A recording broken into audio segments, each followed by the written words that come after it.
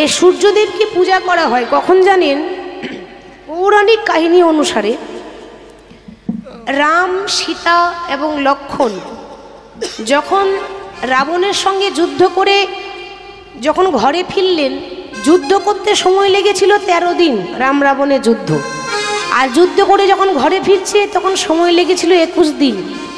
শ্রীলঙ্কা থেকে ভারতবর্ষ আসতে 21 দিন সময় লেগেছিল, হেঁটে হেঁটে, গাড়িতে করে নয়। কিন্তু এসে ফিরে মা সীতা ফিরে আসার পর সবার মনে আনন্দ, প্রজাদের মঙ্গলের জন্য মা সীতা কী করলেন? ওই কার্তিক মাসে ষষ্ঠীর দিনে সূর্য পূজা করেছিলেন, সূর্যদেবের জপ করেছিলেন, পূজা করেছিলেন। সে সূর্য পূজা করেছিলেন বলে, আর ষষ্ঠীর দিন ছিল বলে আমরা কিন্তু অনেকে বলে থাকি ছটি মাই। আমরা বলি না ছট পূজা? হ্যাঁ, ছট পূজা মানে হচ্ছে ওই সূর্যদেবের পূজা, কিন্তু ষষ্ঠীর দিন ছিল বলে আমরা ছটি মাইয়া বলি। যাই হোক, ষষ্ঠী মানে হচ্ছে দেবী। ষষ্ঠীর দেবী পূজা করলে কি হয়? ষষ্ঠীর পূজা করলে সন্তান লাভ হয়। যে মায়েদের সন্তান নেই তারা কিন্তু সেই দিন মা ষষ্ঠীর পূজা করলে বা সূর্য পূজা করলে সেদিন কিন্তু সন্তান তাদের লাভ হবে, পুত্র সন্তান হয়। যে দম্পতিদের সন্তান নেই তাদের সন্তান হবে। পুত্রের আশায় যদি উপবাস করে পুজো করেন তো তার পুত্র হবে। সেই জন্য এটাকে বলা হয় ছট পূজা। তো যাই হোক, আজকে সেই যমুনার নদীর তীরে আমার গোবিন্দ বসে আছেন, আর এদিকে বৃন্দা দেবী মানে তুলসী সামনে দিয়ে পেরিয়ে চলে যাচ্ছে। ভাবছে কৃষ্ণ আমরা ডাকি তুমি সাড়া দাও না, আজকে দেখো মজা, তুমি ডাকবে আর আমরা সাড়া দেব না। সামনে দিয়ে পেরিয়ে যাচ্ছে, বৃন্দা সখীকে দেখে ওই ভগবান কৃষ্ণ ডাকছে, বলি ও বৃন্দে। বৃন্দা মনে মনে ভাবছে ডাকো, ডেকে দেখো ডাকার কত জ্বালা। কি গো মায়েরা, শুনে নেন, পুরুষ জাতি যদি ডাকে তো একবার ডাকে সাড়া দেবেন না, মান সম্মান কিচ্ছু থাকবে না। তাহলে একবার ডাকলে সাড়া দেবেন না, আর একবার ডাকুক মানে শুনেও শুনিনি, আবার ডাকছে কৃষ্ণ, বলি ও বৃন্দে। ভাবছে আর একবার ডাকুক, 3 বার হোক তবেই তো সাড়া দেব। আমি নারী জাতি বলে কি কোনো সম্মান নাই? আবার ডাকছে কৃষ্ণ, বলি ও বৃন্দে। আরে কখন থেকে ডাকছি শুনতে পাচ্ছ না? ও শ্যামনগর তুমি, বলো কি বলছিলে? তাড়াতাড়ি বলো, যা বলার, আমার কিন্তু খুব দরকারের কাজ আছে। বৃন্দা খুব চালাক, নিতে এসেছে কৃষ্ণকে আর ঘুরিয়ে বলছে তাড়াতাড়ি বলো আমার কাজ আছে, মানে নিজে মাথা নত করবে না। কৃষ্ণ বলছে আহ এত রেগে যাচ্ছ কেন? বলছিলাম কি সে কেমন আছে? সে মানে কে? সে তো অনেক আছে, নাম বলবে তো নাকি? আরে সে মানে সে যে বিনোদিনী, আমাদের রাধারানী কেমন আছে?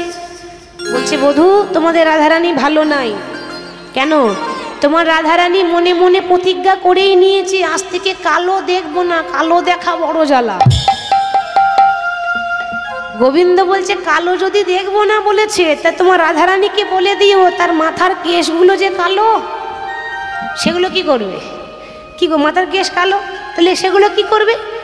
বৃন্দা সখী বলছে কি আবার করবে? আমাদের রাধারানী বলেছে কালো কেশ আমি রাখবো না, আমি মুড়াইয়ে দেব, মুড়াইয়ে দেব, মুড়াইয়ে দেব, মুড়াইয়ে দেব, মাথার কেশে আমি মুড়াইয়ে দেব, মাথার কেশে আমি মুড়াইয়ে দেব, মাথার কেশ আমি মুড়াইয়ে দেব, মাথার কেশে আমি মুড়াইয়ে দেব, মাথার কেশ আমি রাখবো না, মুড়াইয়ে দেব।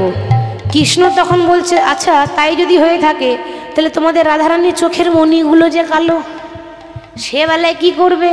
কি গো মায়েরা, সবার চোখের মণি কিন্তু কালো হয় না, কারণ আবার দেখবেন কটা কটা হয়। আমরা কি বলি? যাদের নয়নের মণি কালো নয় গো সখী, আবার সবাই বলে বিড়াল চোখী, সবাই বলে বিড়াল চোখী, বলে না বিড়াল চোখী রে বিড়াল চোখী। কিছু কিছু জিনিস আছে যত কালো হবে তত বেশি ভালো লাগবে, যেমন মাথার কেশ, চোখের মণি, এগুলো কালো না হলে কি আর ভালো লাগে? তা কৃষ্ণকে কালো বলেছে, কৃষ্ণের রাগ হয়ে গেছে। এই যে বৃন্দে যা বলবে বলো, কালো বলবে না। বাবা রাগ দেখে নাও তো, কালোকে কালো বলবো না তো কি ভরসা বলবো নাকি? তুমি কালো কালো কালো, ভগবানের ততই রাগ হচ্ছে। শোনো কালো বলবে না। কেন? আলোর যেমন গুণ আছে অন্ধকারেরও গুণ আছে। এই অন্ধকার যদি না থাকতো, আলো জ্বালাতো না কেউ, সেরকম আমি যদি কালো না হতাম না, তোমাদের ভরসা হওয়ার কোনো দাম থাকতো না। কালোগুলো আছে বলে ভরসাগুলো দাম আছে। অত শত কথা বাদ দাও তো বাবু, দি বলো। বলছিলাম কি, তাহলে আমাকেই নিতে এলে নাকি? হ্যাঁ, আমার তো খেয়ে দিয়ে কাজ নেই, আমি তোমাকে নিতে আসবো। শোনো, আমি তোমায় নিতে আসি নাই, তোমায় নিতে আসি না, তোমায় নিতে আসি নাই, তোমায় নিতে আসি না, আমি ফুল নিতে এসেছি, তোমায় নিতে আসি। আমি ফুল নিতে এসেছি, তোমায় নিতে আসি না, ফুল নিতে এসেছি, তোমায় নিতে আসি না। তোমায় নিতে আসিনি, আমি ফুল নিতে এসেছি। ও আচ্ছা, ফুল পেয়েছো? ফুল পেয়েছি তো মাধব, কিন্তু বাসি হয়ে পড়ে আছে, ওই ফুলে আমাদের দেবী পুজো নেবে না। তাহলে কার কথা বলছে বলুন তো? কৃষ্ণের কথা বলছে। কালকে টাটকা ছিল না, ওই তো অন্য দেবীর সেবায় লেগে বাসি হয়ে গেছে, আর আমাদের দেবী আবার বাসি ফুলে পুজো নেয় না। আচ্ছা, তোমাদের দেবীর নাম কি গো? দেবী তো অনেক আছে, দেবী দুর্গা, দেবী কালী, দেবী লক্ষ্মী, দেবী সরস্বতী। তোমাদের দেবীর নাম কি? আমাদের দেবীর নাম হলো মান দেবী। বাবা, অনেক দেবী শুনেছি, তবে এ দেবীর নাম শুনিনি। এ আবার কেমন দেবী? মান দেবী মানে অভিমান করেছে না, রাগ করে বসে আছে, ওই জন্য মান দেবী। আচ্ছা বেশ বেশ, তাহলে ওসব কথা বাদ দাও, একটু তাহলে আমার ব্যবস্থা করো। তুমি তো জানো রাগ ভাঙাতে পারিনি, যেন ভাঙাতে পারি সেরকম ব্যবস্থা করো। তুলসী বলছে একটা উপায় আছে। কি উপায়? তুমি এক কাজ করো বধূ, তাড়াতাড়ি একটা শাড়ি পরে নাও তো। ভগবান চিন্তা করছে শাড়ি, শাড়ির জন্যই ঘর ভাঙলো, আবার শাড়ি পরতে বলছো? শাড়ি না পরলে তো ঘরে আমার অশান্তি হতো না, শাড়ি পরিয়েছিল বলেই তো এত কিছু।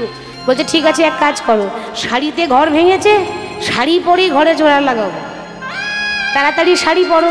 কৃষ্ণকে শাড়ি পরিয়েছে, পুরুষ মানুষ, তাকে শাড়ি পরালো, হাতে চুড়ি পরিয়েছে, গলার হার পরিয়েছে, কৃষ্ণের খোপা বেঁধে দিয়েছে মাথায়। খোপা বাঁধলে একটু যদি ফুল না লাগাই তাহলে বেশ ভাল লাগে না, এই খোপার ধারে আবার একটু ফুল লাগিয়ে দিয়েছে। সুন্দর করে শাড়ি পরে ঘুমটা নিয়েছে, দিয়ে বলছে শোনো, এরপর আমার সঙ্গে তুমি মালা বিক্রি করতে করতে যাবে। আর তাই হয়েছে। তোমরা কেউ মালা নেবে গো, তোমরা কেউ মালা নেবে গো, ও বৃন্দাবনবাসিনী, অনুধরে দিয়ে গো, ও বৃন্দাবনবাসিনী, তোমরা কেউ মালা নেবে গো, ও বৃন্দাবনবাসিনী, তোমরা মালা নেবে গো, ও বৃন্দাবনবাসিনী। মালা এক গাছা নয় দু গাছা নয় গো, ও মালা এক গাছা নয় দু গাছা নয় গো, মালা এক গাছা নয় দু গাছা নয় গো, ও মালা এক গাছা নয় দু গাছা নয় গো। ওই আমি মালা ভালো এনেছি, মালা নেবে গো, ও গো ব্রজবাসিনী, তোমরা কেউ মালা নেবে গো, ও বৃন্দাবনবাসিনী, তোমরা মালা নেবে গো, ও বৃন্দাবনবাসিনী। মালা নেবে গো, ভালো ভালো মালা আছে, ভালো ভালো মালা আছে। মালা বিক্রি করছে কৃষ্ণ। রাধারানী চিন্তা করছে, বাবা আমাদের এখানে তো কোনোদিন মালা বিক্রি করতে কেউ আসে না। আসতে এই যে ও মালিনী, তোমার মালা পরলে কি হয়? আমার মালা পরলে জ্বালা চলে যায়। তোমাদের জ্বালা আছে? আছে? ও সবারই আছে। জ্বালা নেই এমন কোনো মানুষ নেই, সব মানুষেরই জ্বালা যন্ত্রণা, সংসার মানেই তো জ্বালা। আমার মালা নিয়ে যাবেন মা, জ্বালা চলে যাবে, কথা দিচ্ছি। হরি বল। তা রাধারানী ডাক দিচ্ছে, ও মালিনী, এসে এসো মালিনী গো, আমি তোমার মালা কিনবো। এসো মালিনী গো, আমি তোমার মালা কিনিব। এসো মালিনী গো, আমি তোমার মালা কিনিব। এসো মালিনী গো, আমি তোমার মালা কিনিব। তোমার কিবা নামে কোথায় ধামে গো, ও তোমার কিবা নামে কোথায় ধামি গো, তোমার কিবা নামে কোথায় ধামে গো, ও তোমার কিবা নামে কোথায় ধামি গো। শুনে প্রাণ শীতল করিব।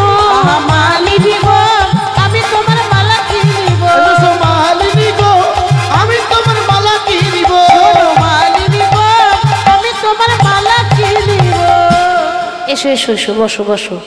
ও মালিনী, রাধারানী তো জানি না যে মালিনী নয়, মালাকার। এ তো নারী নয়, তো পুরুষ, ঘুমটা নিয়ে নারী সেজে এসেছে। আচ্ছা মালিনী, তা তোমার বাড়ি কোথায় গো? ভগবান বলছে, আমার কোনো ঘর বাড়ি নেই, যে ভক্তি ভরে রাখে তার ঘরেই ঢুকে পড়ি। রাধারানী বলছে তাহলে তো স্বভাব ভালো হবে না। কি গো মায়েরা, কেমন কথা বলছে, যে ডাকে তার ঘরে ঢুকে পড়ি, কিন্তু কথাটা বুঝতে হবে, যে ভক্তি ভরে ডাকে তার হৃদয়েই প্রবেশ করি। যার জন্য গোবিন্দ বলছে, ও ধনী আমার নাইকো ঘর বাড়ি, নাইকো ঘর বাড়ি, শোনো শোনো ওগো সুন্দরী, আমার নেই গো ঘর বাড়ি, শোনো শোনো ওগো সুন্দরী, আমার নেই ঘর বাড়ি, শোনো শোনো ওগো সুন্দরী। আমায় ভালোবেসে যারা ডাকে গো, আমায় ভালোবেসে যারা ডাকে গো, আমায় ভালোবেসে যারা ডাকে গো, ওই আমায় ভালোবেসে যারা ডাকে গো, আমি যাই তাহার বাড়ি। শোনো মালিনী গো, আমি তোমার মালা কিনিব, এসো মালিনী গো, আমি তোমার মালা কিনিব। শোনো শোনো মালিনী গো, আমি তোমার মালা কিনিব। এসো এসো বসো। বলছিলাম তাহলে তোমার নামটা শুনলাম না তো। ভগবান চিন্তা করছে নাম বললেই তো ধরা পড়ে যাবে। ভগবানের কতগুলো নাম আছে? 108টা। নামটা তো আর পরিবর্তন করা যাবে না, কিন্তু এদিক ওদিক কিছু একটা করা যাবে। কি গো নাম বললে না তো, কোন নামটা বলবো, ডাক নামটা না ভালো নামটা? হ্যাঁ, প্রথমে ডাক নামটাই বলো, তারপর ভালো নাম বলবে। তাহলে শোনো আমার ডাক নাম শোনো, আমার নাম হরিমালিনী, হরিমালিনী, শোনো শোনো ও রাজনন্দিনী। আমার নাম হরিমালিনী, শোনো শোনো ও রাজনন্দিনী, আমার নাম হরিমালিনী, শোনো শোনো ও রাজনন্দিনী। আমার নাম হরিমালিনী, ওগো শোনো ও রাজনন্দিনী। ডাক নাম হরিমালিনী, কিন্তু ভালো নাম, ভালো নামও আছে। আমি কালো বলে সবাই ডাকে গো, ওই আমি কালো বলে সবাই ডাকে গো, আমি কালো বলে সবাই ডাকি গো, আমি কালো বলে সবাই ডাকে গো, বলে কৃষ্ণ মালিনী। মালিনী গো, আমি তোমার মালা কিনিব, এসো মালিনী গো, আমি তোমার মালা কিনিব। শোনো মালিনী গো, আমি তোমার মালা কিনিব। তাহলে আমার ডাক নাম হরিমালিনী, আর দেখতে কালো তো ভালো নাম কৃষ্ণমালিনী। কৃষ্ণ কালো ছিল, ওই জন্য আমাকে কৃষ্ণমালিনী বলে। কেন? আমি কালো বলে। ও মা, কালো কেউ পছন্দ করে? ওপরে পরে বলবেন না, মন থেকেই বলবেন। কালো কেউ পছন্দ করে? এমনিতে লোকে বলে কালো, কালোর মন ভালো, আর পেছনে গিয়ে বলবে সবই ভালো, দেখতে কালো, বলবে না? কালো কারো পছন্দ হয় না, ফর্সা হলে বেশি ভালো হয়। তা আমি দেখতে কালো তো, ওই জন্য আমাকে সব কৃষ্ণমালিনী বলে, ডাক নাম হরিমালিনী। বেশ, নাম শুনলাম, ধাম শুনলাম, এবার বলো মালার দাম কত? মালার কাজ কি? দেখো নতুন নতুন এসেছি তো, বেশি দাম নিলেও হবে না, তাই না? তো প্রথম এসেছি, বেশি বেশি করে নিয়ে নেবো বললে হবে? তা আমি কম করেই নিই। এই মালাটা, এই যে সুন্দরী, এই মালাটার দাম 100 টাকা। 100 কেউ নেবে না? হ্যাঁ, 100 টাকা দাম, আর কাজ 200 টাকা। হ্যাঁ দেখুন বাবা, 100 টাকা দাম, 200 টাকার কাজ। এটা বাবাদের জন্য নয়, এটা স্পেশাল মায়েদের জন্য। অনেক জায়গায় আছে মায়েরা এসে আমাকে ওই কানে কানে ফিস ফিস করে বলে, ও মা তোমরা কীর্তন করছো, কত কি জানো, একটু আমাদের ব্যবস্থা করে দাও। কি ব্যবস্থা করব? স্বামী কথা শোনে না, এমন কিছু করো যেন স্বামী আমার আঙ্গুলে উঠে আর বসে, ওঠে আর বসে। তাহলে এই মালা পরলে কি হয়? আমার মালা যে জন পরে তার নাগর বসেছে ঘুরে, উলুধ্বনি হৃদয় ভরে, তার নাগর বসেছে ঘুরে, বেদনা করে তার মালা বসেতে ঘরে, আমার মালা যে জন পরে তার নাগর বসেছে ঘুরে। এখানে কেউ আছেন যে স্বামীকে বশ করতে চায়? আচ্ছা আচ্ছা আছে। সত্যি কথা বলবো, সবাই ভাবছে মালাটা আমি পেলেই ভালো হতো, কিন্তু বলতে পারছে না কেউ, বলতে পারবে না। কেন? এখানে এত মানুষ রয়েছে, অসুবিধা নেই। আপনি অন্ধকারে গিয়ে বলবেন, কেমন? অন্ধকারে এই পেছনে গিয়ে বলবেন আমি মালা দিয়ে দেবো, কাজ হয়ে যাবে। হ্যাঁ, স্বামী বশ হয়ে যাবে, আপনার কথায় উঠবে আর আপনার কথায় বসবে। হরি বল। তাহলে এটা বশ করা মালা। যদি কারোর লাগে স্বামীকে বশ করার জন্য নিয়ে যাবেন, কিন্তু দক্ষিণা দিতে হবে। দক্ষিণা না দিলে তার উল্টো হতে পারে, তখন আবার কিছু বলবেন না, তার উল্টো হয়ে যাবে। হরি বল। আচ্ছা বেশ, ওটা না হয় বশ করা মালা। এই মালাটার দাম কত? দেখো ওই মালাটা থেকে এই মালাটা বড় আছে, এটা আরও 50 টাকা বেশি, মানে এটা 150 টাকা দাম। হ্যাঁ, কাজও বেশি আছে। দাম 150 টাকা, কাজও বেশি। কাজ কি এটা আপনাদের জন্য নয়, এক একজনের তো আনতে হবে নাকি, শুধু আপনাদের ভাবনা ভাবলে হবে। এই মালাটা কাদের, মনে করুন যাদের সম্বন্ধ আসছে আর খেয়ে দিয়ে চলে যাচ্ছে, বিয়ে আর লাগছে না, তাদের জন্য এটা স্পেশাল। সব জায়গায় একই কেস, বলে মা গো মেয়ে পাওয়া যাচ্ছে না, গ্রামে এত এত ছেলে কিন্তু মেয়ে নেই। তো তাদের জন্য বলছি, সম্বন্ধ আসছে যাচ্ছে, বারবার ভেঙে যাচ্ছে, এটা কিন্তু তাদের পক্ষে, সবার পক্ষে নয়। যাদের বিয়ে বারবার ভাঙছে তাদের জন্য এই মালাটা নেবেন। দেখবেন গুরুমন্ত্র জপ করতে করতে যদি মালাটা নেন, আপনার মনোবাসনা যদি গোবিন্দকে জানান, আপনার মনের বাসনা পূর্ণ হবেই। আজ পর্যন্ত যাকে দিয়েছি তারই কাজ হয়েছে। এই দেখেছেন এর ভাইয়ের হয়েছে, এই মালা পরিয়েছে, ওর বিয়ে হয়েছে। মালার এত কাজ আছে, যদি কারো লাগে তাহলে নিয়ে যাবেন। হরি বল। এখন রাধারানী বলছে, হ্যাঁ গো মালার দাম শুনলাম, কাজ শুনলাম, সবই তো শুনলাম, তা তুমি মালা বিক্রি করছো কেন, তোমার স্বামী নাই?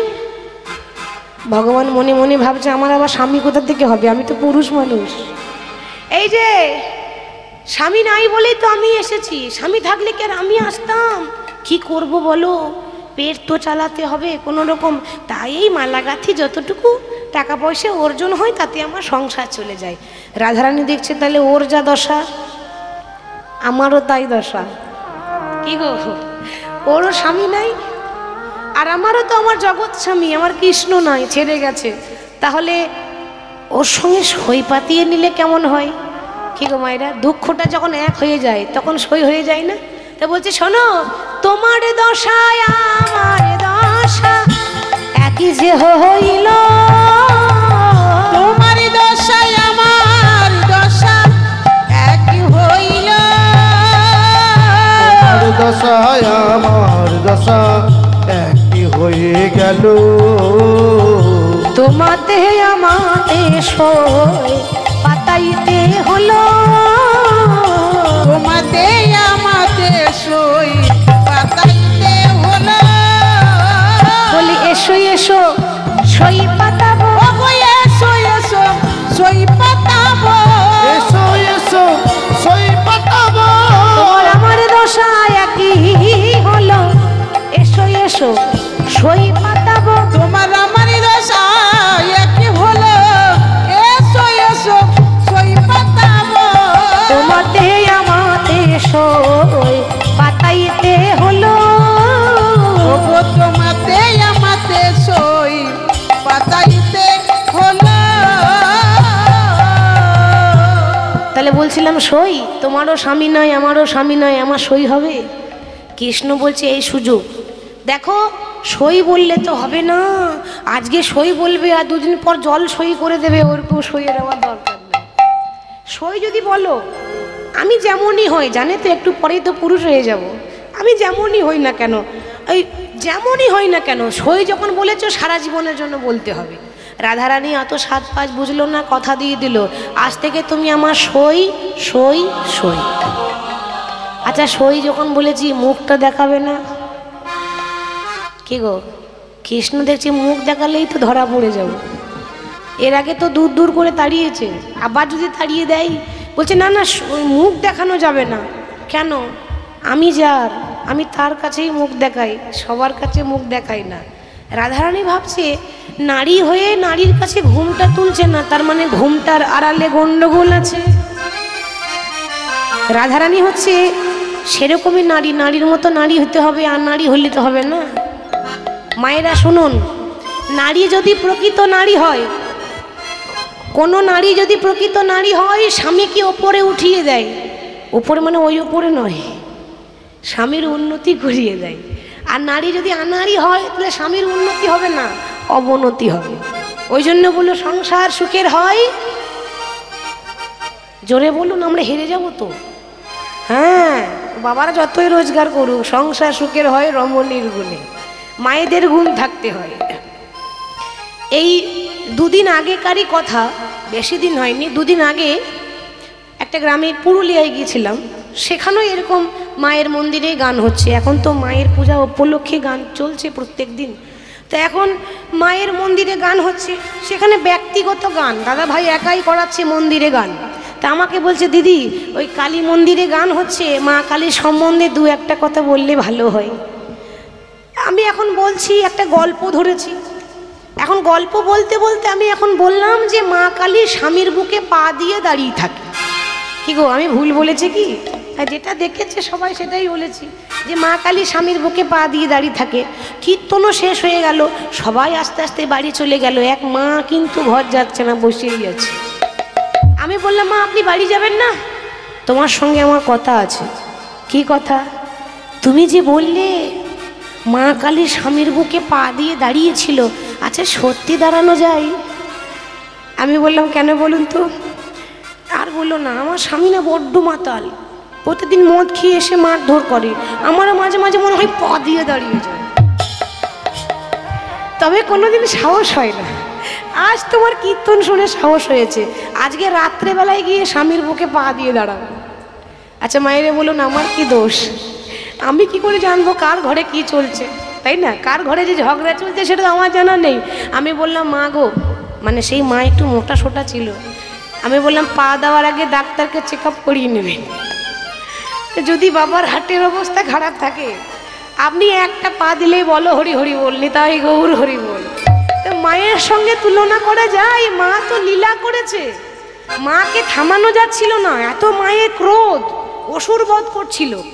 ক্রোধ থামানোর জন্য ভোলানাথ সামনে লুটিয়ে পড়েছিলেন। তো তার সঙ্গে কি আর আমাদের জীবনের তুলনা হয়? তো রাধারানী বলছে ঘুমটাকে একটু তোলো, কৃষ্ণ পিছিয়ে যাচ্ছে, ঘুমটা তুলছে না। রাধারানী চিন্তা করলো তুলছে না, তাহলে আমি তুলে দিই, জোর করে ঘুমটা তুলে দিল।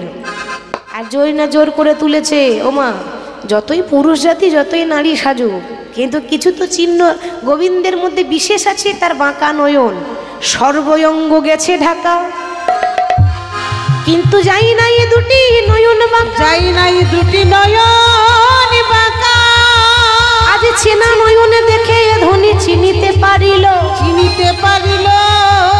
আপনার বধূ বলে বুকে টেনে নিল, আপনার বধূ বলে বুকে টেনে নিল। চিন্তা করলো এ তো কোনো মালিনী নয়, এ তো আমার বধূ। বলি এসো বধূ আমার হৃদয় মাঝারে, এসো বধূ আমার হৃদয় মাঝারে, এসো বধূ আমার হৃদয় মাঝারে, আমার হৃদয়ের ধন মানিক রতন, এসো বধূ আমার হৃদয় মাঝারে, আমার হৃদয়ের ধন মানিক রতন, এসো বধূ আমার হৃদয় মাঝারে, এসো বধূ আমার হৃদয় মাঝারে। যেই না আপন বধূকে বুকে টেনে নিয়েছে, ললিতা বলছে দেখ ভাঙা ঘর জোড়া লাগালাম, কিন্তু শাশুড়ি ননদি আছে, এখানে কিন্তু বধূর সঙ্গে কথা বলিস না। তাই রাধা কৃষ্ণকে দুজনে নিয়ে গেল নিধুবনে। নিধুবনে খুব সুন্দর করে একটা দোলনা বানিয়েছে, আমরা দোলনা বলি, সেটাকে বলা হয় ঝুলনা। ঝুলন পূর্ণিমা হয় না, তখন দোলনায় দোলায় রাধা কৃষ্ণকে, তারা দোলনায় দুলিয়েছে, বসাচ্ছে আর দোলাচ্ছে আর গাইছে যুগল গান। কপালে সিঁদুরের দাগ কে দিয়েছে? মাধব, কোনোদিন তো তোমার কপালে সিঁদুর থাকে না। তো ভগবান বলছে আর বলো না, কালকে রাত্রে তোমাদের কাছে আসছিলাম, দেখুন ভগবানও মিথ্যা কথা বলছে, কালকে রাত্রে তোমাদের কাছে আসছিলাম, দি জঙ্গলের পথে আমার এত ভয় করছিল, আমার মা যশোদা বলেছিল গোপাল রাস্তায় যদি ভয় পাই তাহলে ভয় করবি না, ভবানী মায়ের পুজো করিস। আসলে কালকে ওইখানে শুরু করে দিলাম ভবানী মায়ের পুজো। এই সিঁদুরটা হচ্ছে মা ভবানী মায়ের পুজো করার সিঁদুর। আর এই যে কোন ভবানী লাগিয়েছে একমাত্র আপনারাই জানেন। ভগবান কোনো ভবানী পুজো করেনি, সিঁদুরটা লাগিয়েছে কে? চন্দ্রাবলী। বেশ, তাহলে পুজো করা সিঁদুর লাগিয়েছে, তখন মঙ্গলই হবে, অমঙ্গল হবে না। 4 নাম্বার প্রশ্ন, কৃষ্ণ প্রত্যেক দিন ধুতি পরে, পুরুষ মানুষ তো ধুতি পরার কথা, তাহলে নীল রঙের শাড়ি পরেছ কেন? বধূ নীলাম্বর তুহু পহিরলি, নীলাম্বর তু পহিরলি, নীলাম্বর তুই কই ওগো নীলাম্বর তু পহিরলি, পীতাম্বর ছাড়ি, নীলাম্বর তু পহিরলি, পীতাম্বর ছাড়ি। ও বধূ নীল শাড়ি কোথায় পেলে? নীল শাড়ি কোথায় পেলে? নীল শাড়ি কোথায় পেলে? নীল শাড়ি কোথায় পেলে? সত্যি সত্যি বলো গো মাধব, তুমি পেলে? সত্যি করে বলো গো মাধবী নীল শাড়ি কোথায় পেলে? সত্যি সত্যি বলো গো মাধব নীল শাড়ি কোথায় পেলে? সত্যি করে বলো গো মাধবী নীল শাড়ি কোথায় পেলে? এইখানেই ধরা পড়ে গেল। মায়েরা জানেন তো, 100টা মিথ্যা বললো, একটা সত্যি বেরিয়ে যায়, তাই তো বাবা? তা ভগবান বলে ফেললো, আর বললো না, কালকে রাত্রে তো আমি দাদার কাছেই ঘুমাচ্ছিলাম। এই তো ধরা পড়ে গেল। এখনই বললো তোমাদের কাছে আসছিলাম, এখন বলছে দাদার কাছে ঘুমাচ্ছিলাম। এখন ঘুমের ঘোরে বুঝতে পারিনি জানো, চাদর মনে করে টানাটানি করতে করতে আমারটা খুলে দিয়ে দাদারটা পরে চলে এসেছি। সে কি কথা, দাদার পরে এসেছো তো তোমার দাদা পুরুষ না নারী? কেন পুরুষ? পুরুষ তা পুরুষ যদি হবে, এতদিন জানতাম না, আজ নতুন কথা জানলাম। কি জানো, তোমার বলাই দাদা শাড়ি পরে। বলাই দাদা শাড়ি পরে। বলাই দাদা শাড়ি নিতাই পরে। গৌর হরি বল। তোমার বলাই দাদা শাড়ি পরে। আগে আমরা জানতাম না গো বলাই দাদা শাড়ি পরে। আগে আমরা জানতাম না গো বলাই দাদা শাড়ি পরে। আগে আমরা জানতাম না গো বলাই দাদা শাড়ি পরে। আগে আমরা জানতাম না গো বলাই দাদা শাড়ি পরে। তোমার দাদা তাহলে শাড়ি পরে? আরে কেন শাড়ি পরবে কেন, দাদা ধুতি পরে। তাহলে দাদা যদি ধুতি পরে, তাহলে শাড়িটা কোথা থেকে এলো? তুমি পুরুষ মানুষ শাড়ি পরেছো কেন? ভগবানের মাথা নিচু হয়ে গেল। ললিতা বলছে, বধূ তাহলে বলো তো, এটা দাদার শাড়ি না কোনো দিদির শাড়ি? ব্যাস, অর্ধেক সন্দেহ হয়ে গেছে, তবে এখনো প্রমাণ কিছু পাওয়া যায়নি। আর বিনা প্রমাণ ছাড়া কিছু বলাটাও ঠিক হবে না। সন্দেহের ওপর সন্দেহ। ভগবান মাথা নিচু করে দাঁড়িয়ে পড়ল, আর উত্তর দিতে পারছে না। উত্তরও প্রতি উত্তর দিতে পরাজয় শশী শেখরে, আর উত্তর দিতে পারল না। এবার মায়েরা লক্ষ্য করুন, এখানে তো সন্দেহ চলছে, ওখানে ওইদিকে চন্দ্রাবলীর ঘুম ভেঙে গেছে। ঘুম থেকে উঠেই দেখছে কৃষ্ণ নাই। ও, তার মানে আমি যখনই ঘুমিয়েছি আমাকে ফাঁকি দিয়ে চলে গেছে। একটা কথা জানতে পারলাম, মাধব ঘুমিয়ে গেলে সেখানে তুমি আর থাকো না। যতক্ষণ জেগেছিলাম তোমাকে আমি দেখেছিলাম, যেই না ঘুমিয়েছি অমনি অমনি তুমি অপলকে চলে গেলে। বেশ, তা আমারও নাম চন্দ্রাবলী, আমি এরপর কি করব দেখো। তা হঠাৎ চন্দ্রাবলী তার বান্ধবীকে ডাকলো, নাম হলো পদ্মা। হ্যাঁ রে, এই পদ্মা এদিকে শোন শোন, বলি আগুন লাগাতে পারিস? চন্দ্রাবলীর বান্ধবী পদ্মা বলছে, হ্যাঁ রে, আমি জলে আগুন লাগাই। এ তো লোকে ঘরে আগুন লাগানোর কথা হচ্ছে। ভাবুন, যে জলে আগুন লাগায় সে কত ডেঞ্জার হবে। বল না, আগুন কোথায় লাগাতে হবে? কোথায় আবার? রাধারানীর ঘরে লাগাবি। সাবধান, মিষ্টি মিষ্টি কথা বলে লাগাস যেন, আর হাতাহাতি করে চলে আসিস না। ও তুই চিন্তা করিস না, আমি মিষ্টি মিষ্টি কথা বলে আগুন লাগাবো। এবার যাচ্ছে আগুন লাগাতে। মায়েরা সাবধান হয়ে যান। মনে করুন কেউ আপনার ঘরে আগুন লাগাতে এলো, আসতেও তো পারে। আর আমরা নারী জাতি পরের কথা শুনেই ঝগড়াটা করি, হয় না? মনে করুন, আমি উদাহরণ দিচ্ছি, এগুলো বাস্তব। আপনার বাড়িতে কিছু একটা নিয়ে দু একটা খুটখুট করে ঝগড়া হচ্ছে, কিছু একটা বিষয় নিয়ে। এখন যারা পাড়ার লোক, তাদের কি হবে বলুন তো? দুঃখ হবে? খুব আনন্দ হবে, তাই না? আপনার বাড়ি যদি ঝগড়া হয়, পাড়ার লোকে কি বলবে বলুন তো? বেশ হয়েছে, ভালো হয়েছে, আরো যেন বেশি করে হয়, বলেন না? ঠাকুর যেন আরো বেশি করে হয়। মানে কেউ ভালো চাই না তো আপনার, তাহলে ঝগড়া করবেন না, পাড়ার লোকে হাসাহাসি করবে। তাহলে এখন এই পদ্মা যাচ্ছে আগুন লাগাতে, গিয়ে দেখছে কৃষ্ণ রাধা সখীরা সব বসে আছে। এই তো সময় সঠিক আগুন লাগানোর। এই যে, ও মাধব, ভগবান বুঝে নিয়েছে আগুন লাগাতে এসেছে, অন্তর্যামী তো। তা কি ব্যাপার, সকালবেলায় কি মনে করে? আরে তার দরকার না থাকলে কি কেউ কারোর বাড়ি যায়? দরকার ছিল বলেই তো এলাম নাকি। বলছিলাম কি, কালকে রাত্রে আমার বান্ধবীর কাছে ছিলে, মনে পড়ে না? আর একবার মনে পড়িয়ে দেব। তা বলছিলাম, ওই চন্দ্রাবলীর কাছে যখন ছিলে, চন্দ্রাবলী পায়ে দুটো সোনার নূপুর পরেছিল। এবার সোনার নূপুর বলে কথা, একটা নূপুর খুঁজে পাচ্ছি আর একটা পাচ্ছি না। তা ভাবলাম তুমি যদি দেখেছো তাহলে একটু বলো না গো, তাহলে আমি একটু খুঁজে নিতাম আর কি। কাজ হয়ে গেল, যেখানে লাগার সেখানে আগুন লেগে গেছে।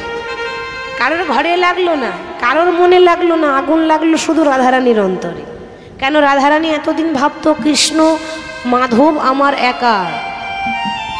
রাধারানী ভাবতো যে ভগবান কৃষ্ণ শুধু আমার একা। কিন্তু এটা কি সত্যি? ভগবান তো সবার। যে যথা মাম প্রবদ্ধন্তে তাং ততৈব ভজম মহাম মম বর্তানু বর্তন্তে মনুষ্য পার্থ সর্বস্ব। যে আমায় ভালোবাসে আমি তার কাছে ছুটে যাই। তাহলে চন্দ্রাবলী ভক্তি ছিল বলেই কৃষ্ণ ধরা দিয়েছে, না থাকলে তাকে ধরা দিত না। কিন্তু রাধারানীর অভিমান যে তুমি যাবে যাও, কিন্তু আমায় বলে গেলে না কেন? আমায় কথা দিলে, আমি এত সুন্দর করে সাজালাম, অথচ তুমি এলে না মাধব। সমস্ত ফুল যেন বাসি হয়ে গেল, সমস্ত মালা যেন শুকিয়ে গেল। তাকিয়ে দেখো, অভিমান করে বসে আছে। ললিতা বলছে, বধূ চেয়ে দেখো, কত কত ফুল তুলেছিলাম, তাকিয়ে দেখো। বধূ মল্লিকা মালতী আর জুথি জাথি আরে নাগেশ্বরী গাথি। ও গো মল্লিকা মালতী আর জাতি জুথি আর নাগেশ্বরী গাথি। বলি আসিব আসিব বলে পোহাইলে, আসিব আসিব বলে পোহাইলে, বলে আসিব বলে বইলে, আসিব আসিব বলে পোহাইলে। বধূ আসিব আসিব বলে পোহাইলে। বধূ বলি পোহাইলে কোথায় রাতি হে, পোহাইলে উর্ধ্বনি হৃদয় গো।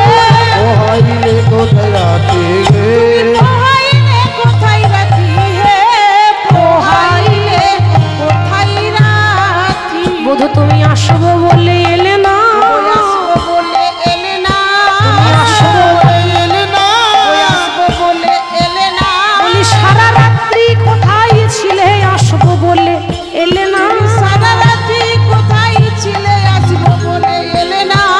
পোহাইলে কোথায় রাতি, বলো বলো পোহাইলে কোথায় রাতি। যে ফুলগুলো রাধারানী তুলেছিল সেই ফুলগুলো আমরা এখনো কেউ দেখতে পাই না। মল্লিকা মালতী নাগেশ্বরী জুতি জাথি সমস্ত ফুল তুলে এনে সাজিয়েছিলাম, কিন্তু সব শুকিয়ে গেল। এতক্ষণে আর এসে লাভ কি হবে বলো? রাধারানী অভিমান করেছে। যেই না মুখ ঘুরিয়ে বসে আছে, গোবিন্দ যথাসাধ্য চেষ্টা করলেন রাগটা ভাঙাবার, কিন্তু কিছুতেই পারলেন না। হাতে ছিল সোনার বাঁশি, সোনার বাঁশিও দিয়ে দিলেন। তমসী মম জীবনং তমসী মম ভূষণং তমসী মম ভবজলধি রত্নম হে রাধে সরগরল খণ্ডনং মম শিরসি মণ্ডনং দেহি পদপল্লবমুদারং। হে রাধে, তোমার চরণে আমায় ঠাঁই দাও।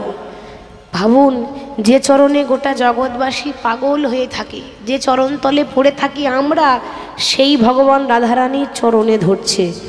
ভগবান বুঝিয়ে দিলেন, এ জগতে আমি রাধার দাস। এ জগতে ভগবান যদি কারো দাস হয় তাহলে রাধারানীরই দাস। এ জগতে সবাই আমার দাস, আমি হলাম আমার রাধারানীর চরণের দাস। চরণে ধরলেন, তাতেও কাজ হলো না, অভিমান ভাঙলো না। একটা দামি জিনিস সোনার বাঁশিও দিলেন, তাতেও কাজ হলো না। যখন দেখলেন কিছুতেই অভিমান ভাঙানো গেল না, রাগ ভাঙানো গেল না, গোবিন্দ মনোদক্ষ চলে গেলেন যমুনা নদীর তীর। যমুনার তীর যখন চলে গেলেন, রাধারানী অভিমান করেছে। অনেকক্ষণ পর রাগটা একটু কমেছে। রাগ কমা মাত্র ললিতার দিকে তাকিয়ে বলল, ওরে ললিতায় আমার কৃষ্ণ কই রে, ললিতায় আমার কৃষ্ণ কই রে, ললিতায় আমার কৃষ্ণ কই ওরে রে, ললিতায় আমার কৃষ্ণ কই রে। আমার কৃষ্ণ এনে দেখাইয়ে দে রে, ললিতায় আমার কৃষ্ণ কই রে। আমার কৃষ্ণ এনে দেখাইয়ে দে, ললিতায় আমার কৃষ্ণ কই রে। এতক্ষণে ললিতা বলে, রাধে গো। ওই জন্য বলে, ভাবিয়া করিও কাজ, করিয়া ভাবিও না। আগে ভাবলি না কেন? আগে ভাবতে হতো সখী। বলে কেন? ধনী সোহেন রসিক নাগরে রসনে কেন বা করিলি কলহরে।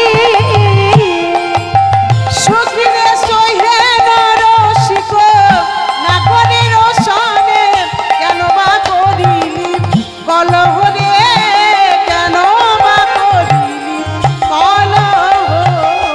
আগে না বুঝিলি কাঁদিলি কাঁদালি অবমোহে কাহে বলো হো রাধে গো। আগে না বুঝিলি কাঁদিলি কাঁদালি অবমোহে কাহে বলো।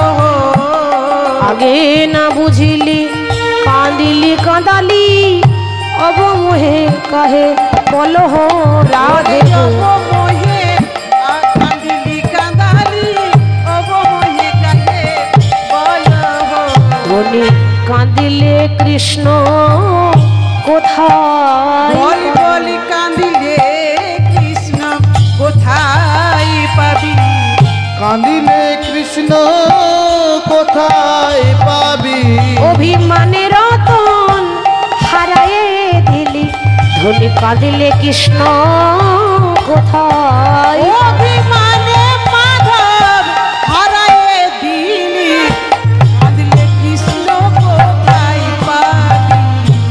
আগে তো বুঝলি না, তাহলে আমরা তোর কৃষ্ণকে আনতে পারবো না। রাধারানী চিন্তা করছে তাহলে কৃষ্ণকে আনবে কে? একজন আছে, কে জানেন? যাকে ছাড়া গোবিন্দের ভোগ নিবেদন হয় না। 56 ভোগ 36 ব্যঞ্জন দিয়ে দেন, যদি তুলসী পত্র না দেন তাহলে ভগবান নিবেদন গ্রহণ করে? সে তুলসী, সেই পারে কৃষ্ণকে আনতে। তুলসীর আরেকটা নাম আছে, নাম হলো বৃন্দা, বৃন্দা দেবী। সে বৃন্দা দেবী সামনে দিয়ে পেরিয়ে আসছে। রাধারানী বলছে, ওরে ও বৃন্দি, পারবি আমার বধূকে এনে দিতে? বৃন্দা সখী বলছে, রাধে গো তুই চিন্তা করিস না, আমরা হলাম কারিগর, ভাঙতেও জানি জোড়া লাগাতেও জানি। সখী প্রেম কারিগরে মোরা যত সখী গো। প্রেমিকারি গরে মোরা যত সখী গো। প্রেম কারিগর মোরা যত সখী গো। সখী রে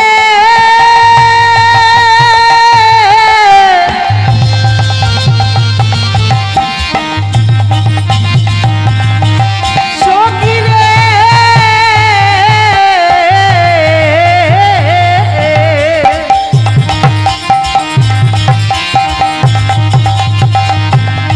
সখী রে সখী রে। আহা প্রেম কারিগর মোরা যত সখী গো। প্রেমিকারি গরে মোরা যত সখী গো। আমরা ভাঙ্গিলে গড়িতে জানি প্রীতি রতন। ভাঙিলে গড়িতে পারি প্রীতি রতন। ভাবিলে গড়িতে পারি প্রীতি রত।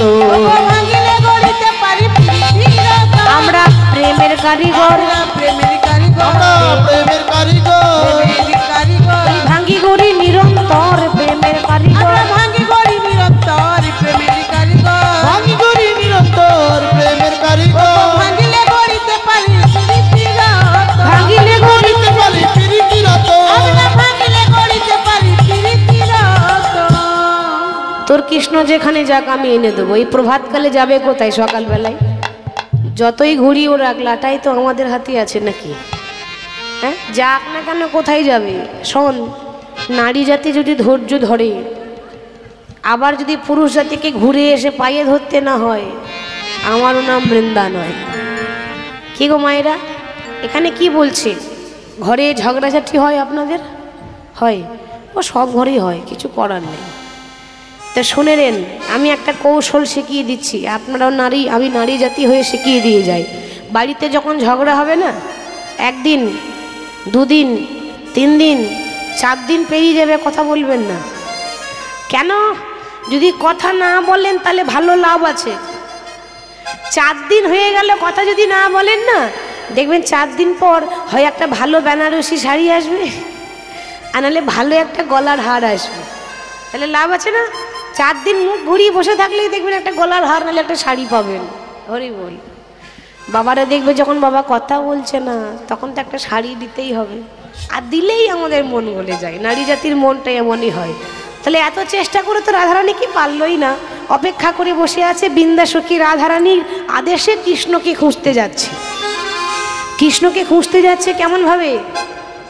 কৃষ্ণকে খুঁজতে গেলে কার নাম গাইতে হবে বলেছিলাম? রাধা। ওই যে রাধারানীকে না ডাকলে কৃষ্ণ পাওয়া যাবে না। রাধা কৃষ্ণ আগে বলে, কৃষ্ণ রাধা কেউ বলে? রাধা কৃষ্ণ সবাই বলে, তাই সবাই যাচ্ছে কেমন ভাবে, রাধে রাধে বলি সবাই দুটি বাহু তুলে, চলো যাই মধুর বৃন্দাবনে,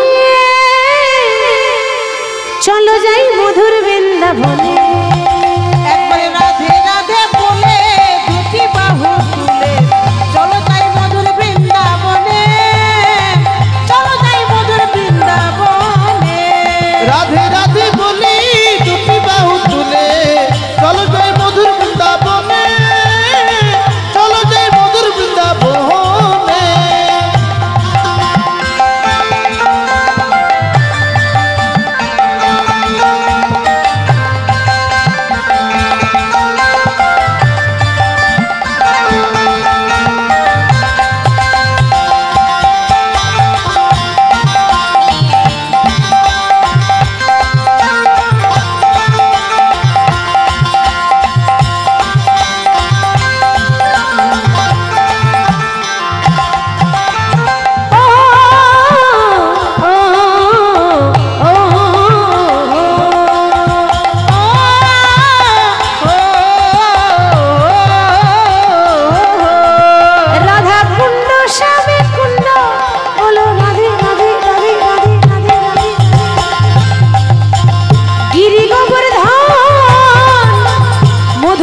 বংশী বাজে সেই তো বৃন্দাবন, স্বামী কুণ্ড রাধা কুণ্ড গিরি গোবর্ধন, মধুর মধুর বংশী বাজে সেই তো বৃন্দাবন। রাধে রাধে বলে দুটি বাহু তুলে, চলো যাই মধুর বৃন্দাবনে, চলো যাই মধুর বৃন্দাবনে।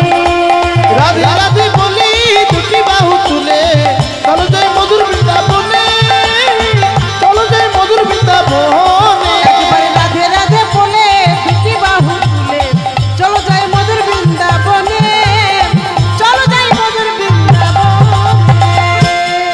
মধুর বৃন্দাবন যাচ্ছি, প্রত্যেকটা জায়গা খুঁজছি। জিতিকুঞ্জর গতিমন্থর গমন করত নারী, যা বট তট বংশী বট বনহি বনহি হেরি। 12টা বন আছে বৃন্দাবনে, সব বনে কিন্তু তুলসী খুঁজলো, কিন্তু কৃষ্ণ নাই।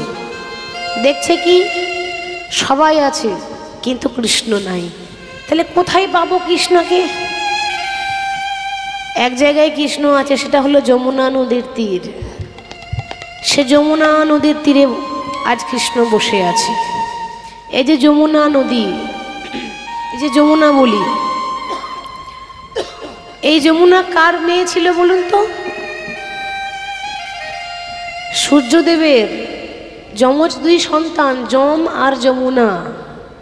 আরে সেই যমুনাই তো যমরাজকে ফোঁটা দিয়েছিল বলেই তো ভাই ফোঁটা। যমুনার কাহিনী থেকেই তো এই ভাই ফোঁটাটা সৃষ্টি। তাহলে এই যে সূর্যদেবের কন্যা যম আর যমুনা,